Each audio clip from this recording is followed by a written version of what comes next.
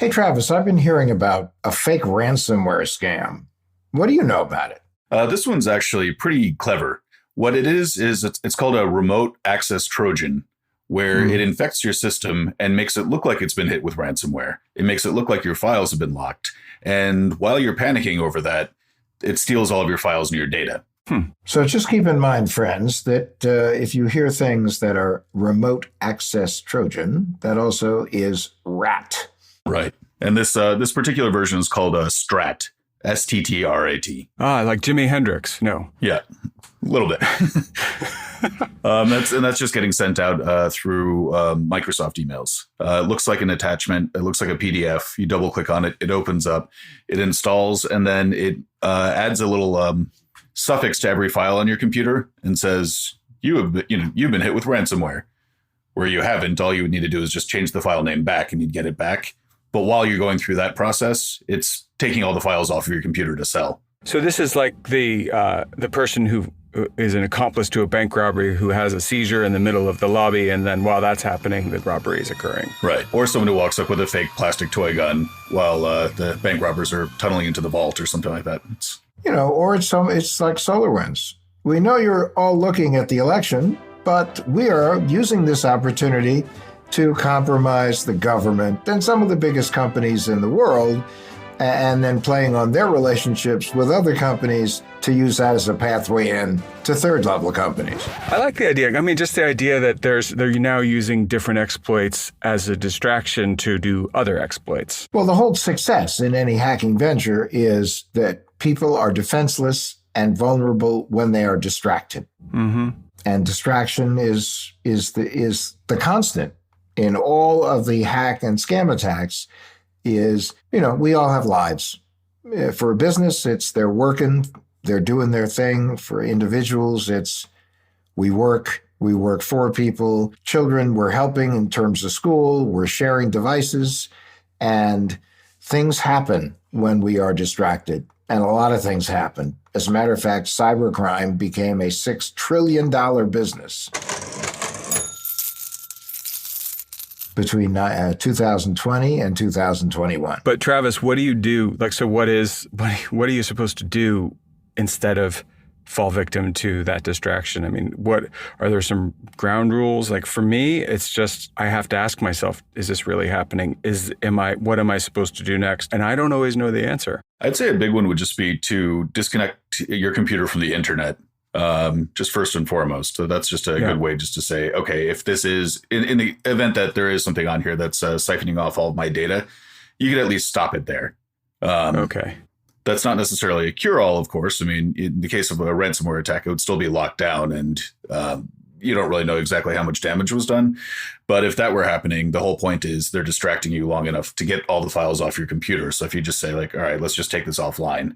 And if you want to take that even a step further, you can just turn off your computer, take out the hard drive, and then bring it into someone who can help clean it up, or even just take a quick look at it. Or take it to a store and have them take the hard drive out, whatever, Exactly, but your level of competency is. But yeah, I mean, I would just turn my computer off, and I often wonder, does that mean that I've just I'm halfway through the process of having my computer completely screwed up, because when I restart it, whatever I downloaded is going to take full effect.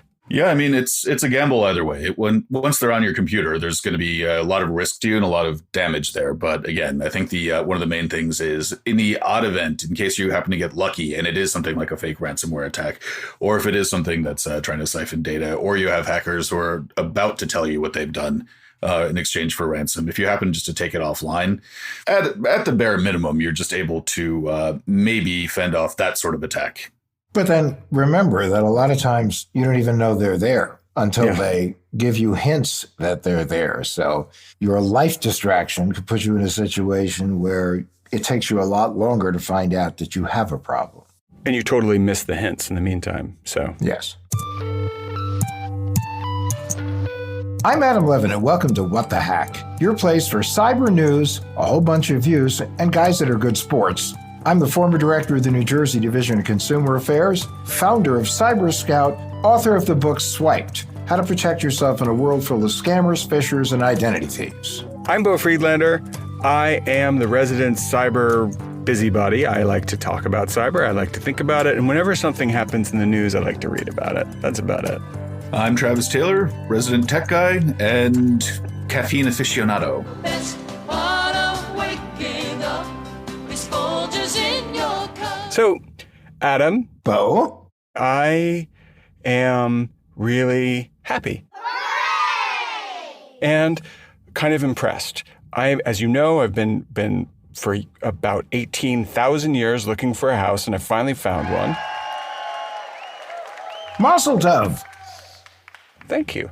Well, so now I've been going through the process of getting a loan on that house, and I was pretty worried, because you have to send all kinds of things. One of the things that I thought was going to happen didn't happen, which was I thought my information was going to be hanging out all over the place, and they really did have their chops. They understood what was at risk, and when I told them I didn't want to do certain things, they let me do it. So in other words, I was able to password protect all of the PDFs that I was sending to them and give them the passwords via text so that they were from two different places. It would have been very hard to get through.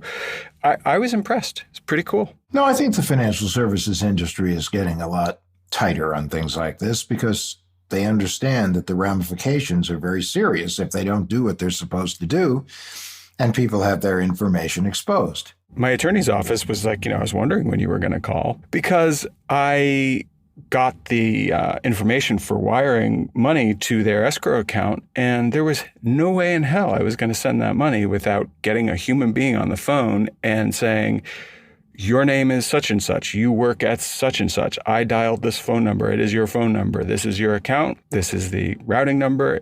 And they confirmed everything. But they also were expecting the call.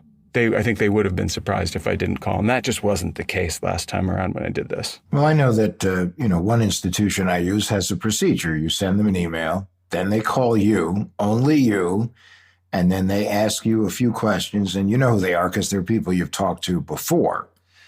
And not to say you couldn't get lured in by some kind of a deep fake audio, but they're very good about it. And they go, so have you wired money to this place before? Do you know exactly the person who's the contact person? Have you contacted them and confirmed that these are, in fact, the wiring instructions? And that's because wire transfer fraud has become such a big deal in this country. It's cost people millions upon millions of dollars. No, and I brought it up. I really brought it up because I think that the more people hear what should happen, the less likely they're going to fall for things that shouldn't happen, like losing their money through wire transfer. And that is a story for the week. Have you been hacked? We'd love to hear your story. Give us a call at 623-252-1828 or email stories@whatthehackpod.com. This week, though, we are going to be talking to Ed from Manhattan Beach. Hi there. Welcome to the show. Hey, thanks, Adam. Good to be here, of course. Ed. This is Bo. Really great to have you here. You guys have great Christmas lights there. Yeah, and I think they actually were screwed up somehow or delayed this year because of the big COVID. But we do have great Christmas lights, and they actually shoot off fireworks at Christmas, but not on July 4th. Figure that out. It's a very California Christmas. Where exactly is Manhattan Beach? It's south of the LA airport, south of LAX. We happen to live about 10 or 15 minutes from the airport, which is pretty convenient. What can I tell you? There are three beaches in a row that I'm not a Californian, but that I grew up hearing about, which are Manhattan Beach, Redondo Beach, and Hermosa Beach. I know this is pretty controversial, but which one has the best surfing? Everybody's got surfing USA. Well, from personal experience, I wouldn't have the faintest damn idea because that's exercise. That's not me. I believe Manhattan Beach actually is known for that. I mean, they're out there all the time. To me, it looks incredible, and it's a thing they talk about. That's when there aren't like sharks, small stuff like that, or red tide, or no, it's a big deal thing. Surfing and volleyball. That's the big Manhattan Beach stuff. They have national volleyball tournaments there. And are you a big volleyball player, Ed? No, but I can watch it. It's very exciting. I get very tired out watching it. It's something else. So you had a problem on Facebook, I understand. Yes, I did. Basically, you'll know this word. I know I got hacked. My story is my life after that for about two weeks, I think, or so. I didn't really check the dates. I took a lot of notes, not half understanding what I did or not. But for a long period of time I couldn't figure out how I was hacked or how to restore it. First of all, I tried to follow the instructions from Facebook, ran into some dead ends. And then I went to my buddies at the Geek Squad. Go ahead, use us. Geek Squad! At Best Buy. How did you know that you got hacked? What was the first sign? Somebody may have accessed your account. Please follow the following instructions to restore it. And it looked like it came from Facebook, yeah? It did look like it came from Facebook. And at the time, Facebook then was working. I am both competent and a klutz at doing this stuff, but I think I did it right. And then I got a couple of messages later, your password was changed on so-and-so date and things like that. But I tried to follow the instructions and I seemed to run into dead ends. Do you know that the notes that you were getting that appeared to be from Facebook, do you know right now, as I ask you, do you know, were they from Facebook or were they from a hacker pretending to be Facebook? The answer is no, I don't know that. I was, and in retrospect, convinced that they were, but it's an interesting question. Well, let's ask Travis what he thinks about that. Travis? Yes. So you've heard the story. What would be your take on that? I'd say one of the first things to do in that instance, and Ed, I'm not sure if you did this, is to take a look at if it was a message that you received through email, is just to take a look at the domain that it came from. It's not that email domains can't be faked, but in a lot of cases, if it says something like facebookpasswordreset.com or facebookadministrator.com or something like that, and not facebook.com itself, that's usually something that is a pretty good indicator that someone's running a scam of some sort. And the other thing, too, that I tend to do if I ever get any of those messages is to just copy and paste the text into Google. And you look that up. And in a lot of cases, it'll say, there's a new scam running around right now or going around right now with Facebook. And this is what the message will say. And those are two things that are usually just good ways to just do a quick little quick check just to make sure that something's on the level. It's very good advice. I've done that in the past, but I didn't do that now. I was gullible or whatever, believing that it was Facebook. Was there an urgency? I'm just curious. Like, did the messages give you a feeling of urgency? Did it provoke a response right away? On my part?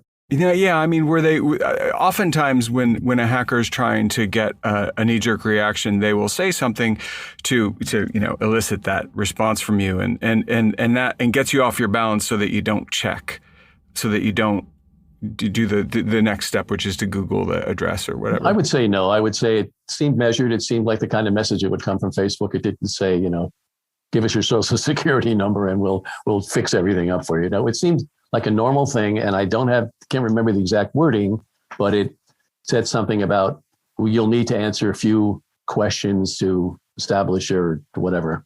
When I did that, I ran into a wall. Just to clarify for a second, did that come to you through email or through Facebook Messenger? Email. Okay. Yeah, I'm quite sure it was email. And I'm not sure I've saved them all. I mean, I could take the time and look it up. But so what happened when you hit that wall? Were you locked out of your Facebook account?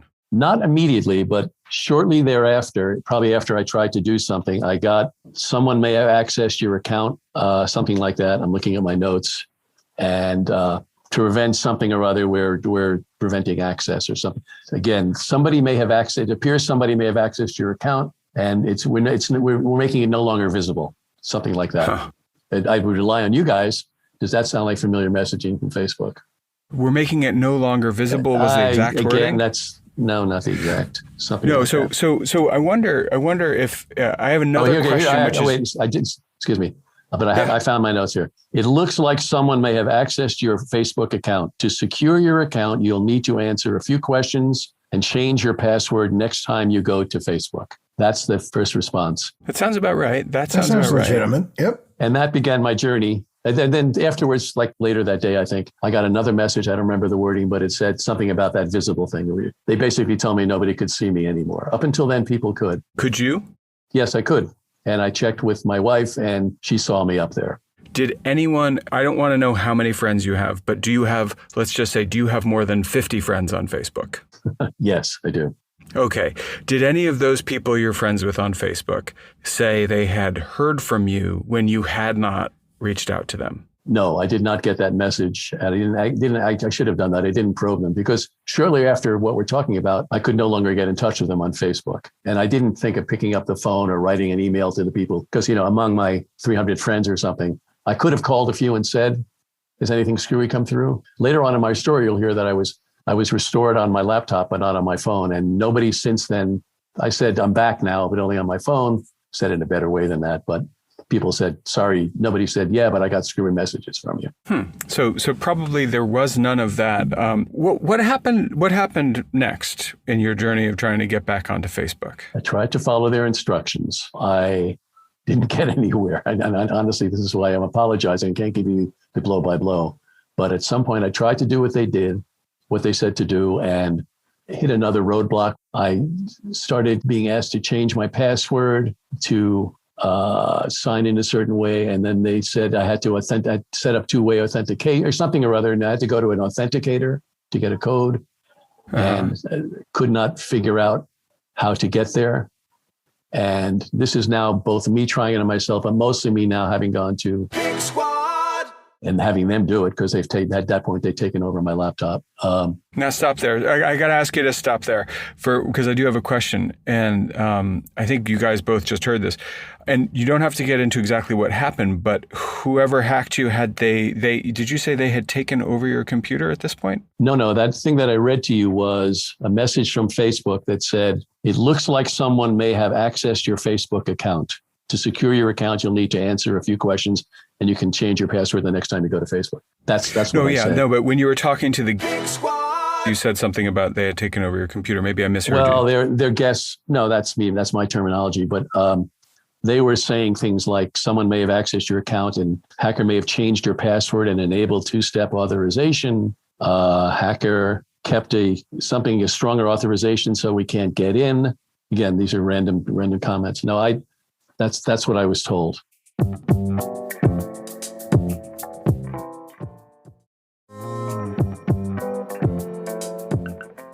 I will tell you that this time with Geek Squad was, the hours may be wrong, but a couple of hours on the phone with, the phone, sorry, 800 Geek Squad, whatever it is, at which point they kind of gave up. The person kind of gave up and said, probably somebody in the store can do a better job with you. Many hours with that person in the store over a couple of days, including him realizing that you cannot reach Facebook Live in any way. You cannot reach a real human being.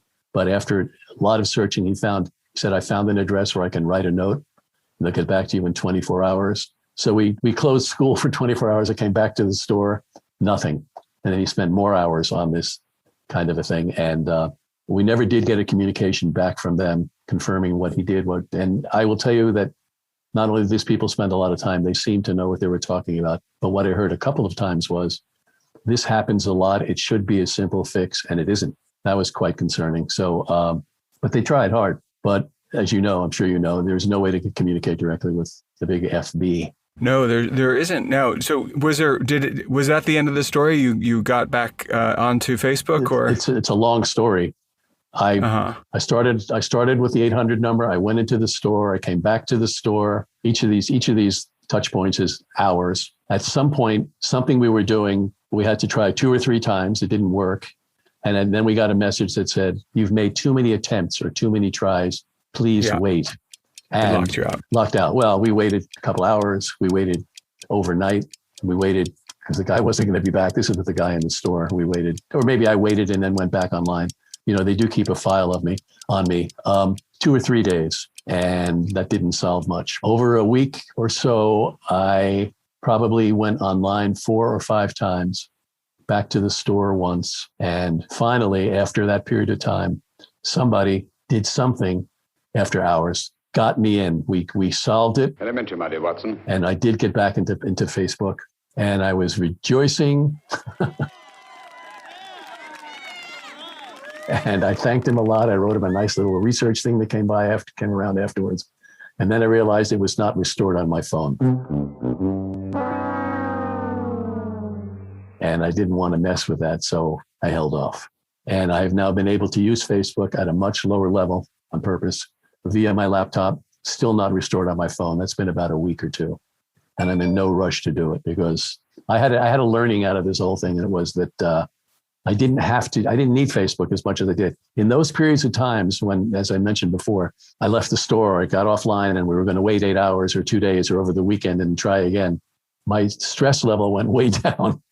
My stress level from where it was when we were trying to solve it. And I said, number one, I'm less stressful. I'm not thinking about it. And number two, it hasn't been that bad. It was kind of a relief. I still wanted to get it back, but I didn't feel awful, like I can't wait to get back and try to get me back on. So when I got it back on my laptop and it's restored, it seems to be working fine, but not on my phone. And that's reduced the amount of time purposefully that I've been on Facebook. It's been good. I have a whole learning from that. And that is all kinds of things, how much time I waste on Facebook, how little time I think people missed me based on what they said when I got back. I mean, I put out a little funny message saying, you've probably noticed the lack of dog photos and bad puns, because that's basically a lot of what I do. So I learned the value of that as well. And nobody came back and said, I missed you a lot. So I equated this to the signs of grief. I actually wrote those down, whatever her name was, a woman that had the various signs of grief. Kubler-Ross. Miss Kubler-Ross. She had 5, but there were 7. There were 12. People have worked on it. Shock and denial, pain and guilt, anger and bargaining, depression, the upward turn, reconstruction and working through, and acceptance and hope. Kubler-Ross said, her symbols, denial, anger, bargaining, depression, and acceptance. And I looked at those and I said, is this what you went through, Ed? And I said, no, I had slightly different steps, but it kind of felt the same. But I tried to write down my stages as opposed to her stages, Elizabeth Kubler-Ross. My first one was shock, no denial. And then I had that confidence that I could fix things. Then my next one was failure. Then my next one, as you heard, was faith in others. Then interminable failures to fix, frustration. I'm sure she wouldn't have read this way. Endless time suck. And then this is the big one, periods of unexpected relief. Then I used somebody else's term, upward turn, partial reconstruction, less time with the app, and no loss or concern on my part with missing out. And my last step is, I'm cool with the way things are now. I mean, at some point I want to restore my phone thing, but I think I know myself enough. If it's on my phone, I'll be on it much more than I want to. I'm on my phone a lot more than I am on my laptop. So that's where the real time suck happened in the past. But I went through all this pain and grief. And then somewhere in the middle, I realized, why am I paining? Why am I grieving? I haven't lost the ability to communicate with the people I really care about. And, it's a cliche to say, but some things are more important than others. And I got a little bit more done in my life than I would have. So you went through withdrawal. I went through withdrawal, right. Yeah. I had the methadone of spare time on my own. I don't know what. Yes, I went through withdrawal, but then I got out of withdrawal. And now that you're in recovery, do you spend less time on Facebook? I do. First of all, technically, logistically, I can only do it on my laptop. I'm not always in front of my laptop. And also, everything I've learned is, if I would have an instinct now to go, let me check Facebook. In the old days, I would have done it. Now I don't. I do. It might be another waste of time on the computer, but I don't go to Facebook. Did you lose any data through any of this? I mean, no, I did not lose any data. In going through these various steps with people, taking over my screen online and so on, at one point, there's a place where it shows a little photograph that's at the top of your Facebook page. So I knew it was me. Believe it or not, there are many, or a bunch of other Ed Davidsons, but we found the one that's me. And somehow underneath it, it shows the email address, and it had my 2 email addresses, the one that I had Facebook on, the one somewhere midstream, they asked me to change my email address, and I did. And then there was a third one with, like a first letter J and then 4 asterisks, and then an M with like 8 asterisks at hotmail.com or something. And we all said, aha, that's probably the person that took over your account. And that's the only indication I had that I was legitimately hacked. There's an oxymoron for you. Sure is. Yeah. And we never found out who that was, but that showed me it has to be somebody who's there that shouldn't be there. So it's got to be that person. And you're sure that email, that Hotmail, you never had a Hotmail email? Oh, no. And then my name doesn't start with a J. It was literally some person's name, J and 4 or 5 asterisks, and then some letter with it. It was a name. When you were looking at everything, again, dispassionately, coolly, calmly, especially as you were now withdrawing and evaluating your Facebook life, did you see anything on the site where you said, if I had to do it over again, maybe that's the kind of information I shouldn't have put on the site. I'm thinking about it. No, I can't think of anything. And, I'm kind of sensitive to that, Adam. I'm pretty good about not doing that. I don't publish passwords. I don't put addresses, phone numbers. I'm even careful about not doing that for people I'm communicating to. I don't think I opened that kind of portal for them to do it. Did you know at every moment that you were going through this saga of getting back onto Facebook, did you know everyone who was getting remote access? I mean, were these people that you'd communicated with via the telephone and were satisfied they were the people you had hired to help you? Oh, yeah, sure. I was literally in the store in front of a geek or on the phone calling 800 Geek Squad or whatever that number is. So you didn't have like someone in your computer with a remote takeover at any point? No. Great. Okay. That's often, just so you know, that is a pretty common scam where a hacker or some kind of online criminal will get in touch with you and either cause a problem on your computer or claim that you have a problem that hasn't yet inconvenienced you on your computer. And they just need access for a moment to address it. And people will fall for it. And when those people are in your computer, they're actually looking for passwords and to exfiltrate data. Yeah. Get into your bank account. I'm pretty aware of that. I mean, I hope I'm smart enough not to have fallen for that, but you never know. I don't think in this case I did that, but doesn't sound like it. No. No. Passwords. How come it always comes back to that? Because unfortunately, everybody seems to prefer to operate on passwords as opposed to using password managers. They don't really use two-factor authentication as much as they should. And sometimes just forgetting your password can really put you in a world of hurt. I mean, I had an instance once where I totally forgot my password to my password manager. And it was weeks before I could figure out a way to get back in. And torture. This multi-factor authentication really does help. But when somebody's not tech savvy, I do think that just a simple biometric like a fingerprint, a touch or a face verification could be very helpful, and yet it's just not adopted. No, but one of the takeaways from this also, and this may not relate to you directly, but it certainly relates to a lot of people who will be listening to this, is that too often people post information about themselves on social media, on Facebook, that will give clues as to answers to security questions. So that's why people have to be very careful, not only with what they post, but when they do create security questions and answers to those questions, lie like a superhero. Never give the real answer. No dog names. Mm-mm. No mother's name. Or use a fake dog's name, and next time fake dog's name is perfect. Yeah, and then you used it. Just you got to remember what the fake name was, and then the next time up. Don't be so creative that you forget what you just created, and then you get shut out of your account. Yeah, well, that's sort of the whole discussion about passwords too. I mean, I have so many passwords. I came up with all these devices to remember them, and that could be the root of my problem too. But not Facebook passwords. But then you should get a password manager. That's one of the lessons I learned too. Was it called 1Password? Well, there's 1Pass, LastPass, Dashlane, and the list goes on and on and on.